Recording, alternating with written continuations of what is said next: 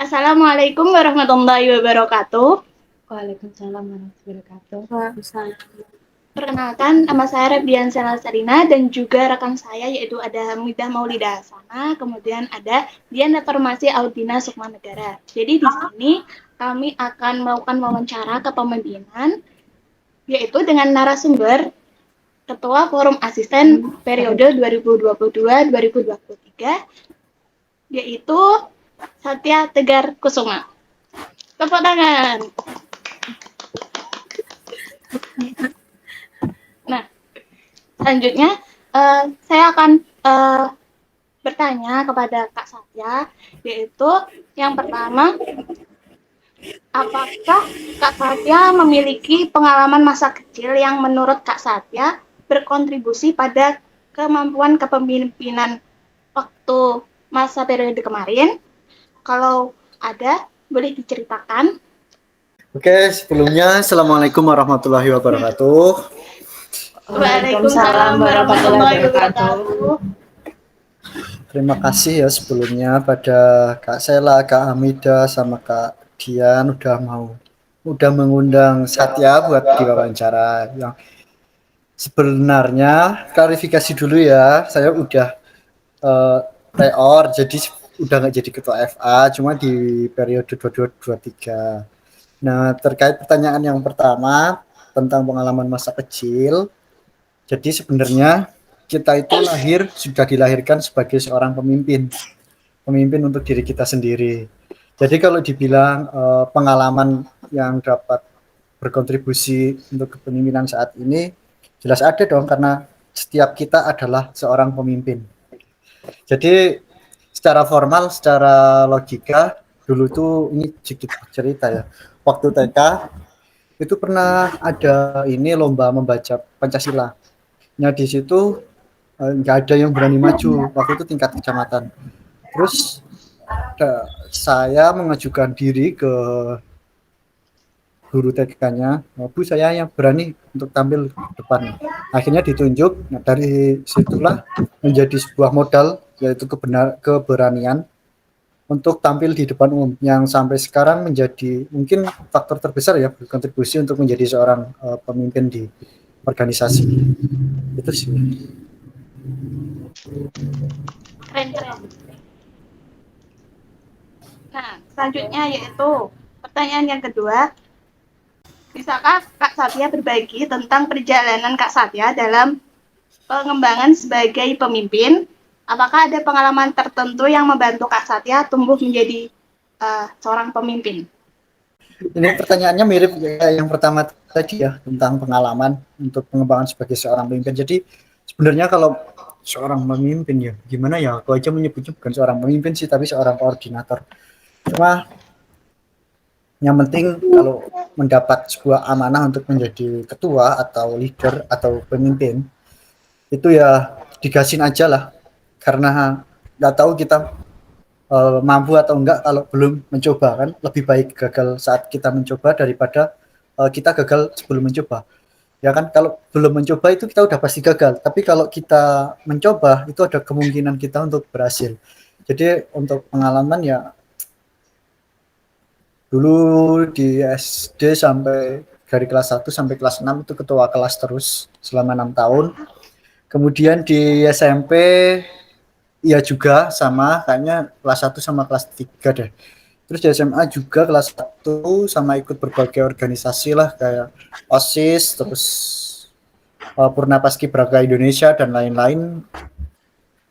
Mungkin itu sih pengalaman yang bisa jadi sebagai untuk dijadikan pengalaman selama menjadi ketua FA selama kuliah.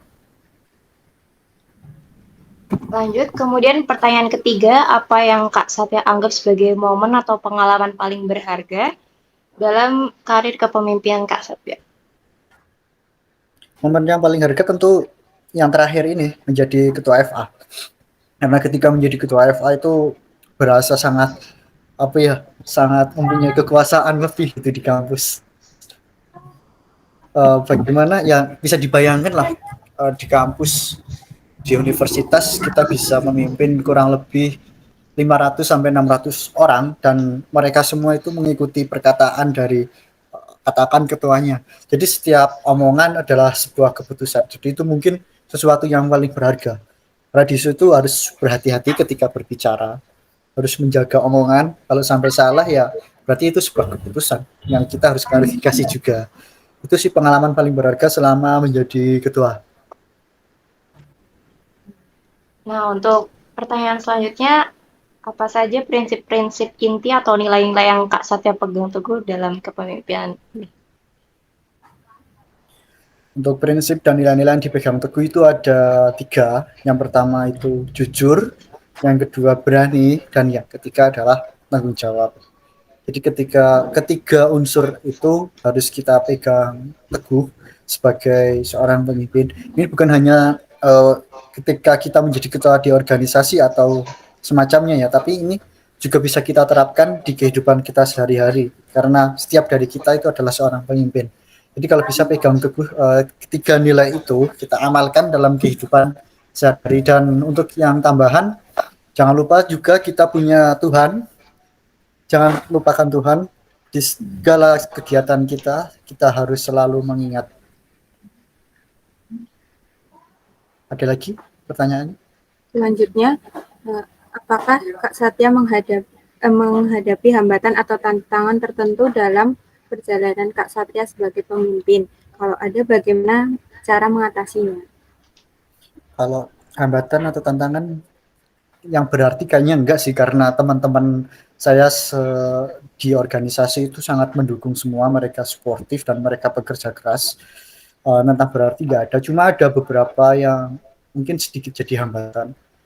Itu ada kadang lah ya, namanya manusia kan, moodnya berubah-ubah, kadang semangat, kadang enggak. Nah itu yang menjadi tantangan sendiri. Itu juga saya alami selama menjadi ketua FA. Itu kadang mood saya bagus, kadang enggak. Cuma di sini selalu saya ingat untuk mengatasi itu ya, kita sampai di tahap ini tuh banyak sekali pengorbanannya. Masa hanya ketika kita sudah sampai di tahap ini kita sia-siakan? Itu sih harus kita apa ya istilahnya, konsisten lah. Oh ya, ada satu pepatah ini agak menjijikkan tapi ini keren sih. Kalau kita ikut organisasi atau kita jadi ketua ya jangan panas-panas tai ayam. Tahu maksudnya apa? Jadi jangan ngebut di awal, jangan kita wah banget di awal, tapi di akhir kita berhenti, kita tinggalkan. Jangan seperti itu. Karena kalau kita itu di organisasi itu ibaratnya lari maraton, jadi harus stabil. Bukan lari sprint yang harus cepat, tapi kita harus stabil hingga akhir dan tercapainya tujuan. Hingga akhirnya kita di reor sampai berjalan lancar hingga reor. Itu sih. Dan pertanyaan yang terakhir, adakah kegagalan kepemimpinan yang Kak Satya alami? Jika ya, apa yang Kak Satya pelajari dari pengalaman tersebut?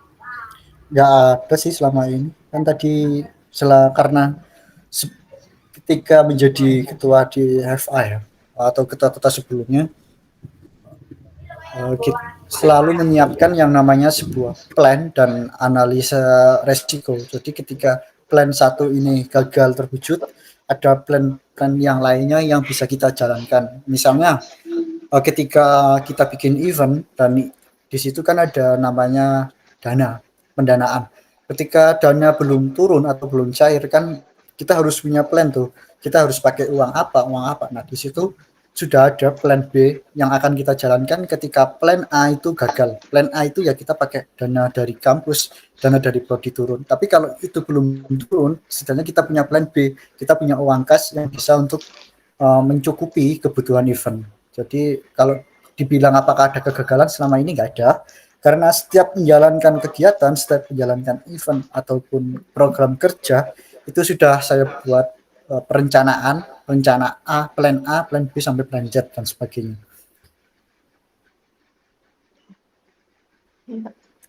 Sedia payung sebelum hujan.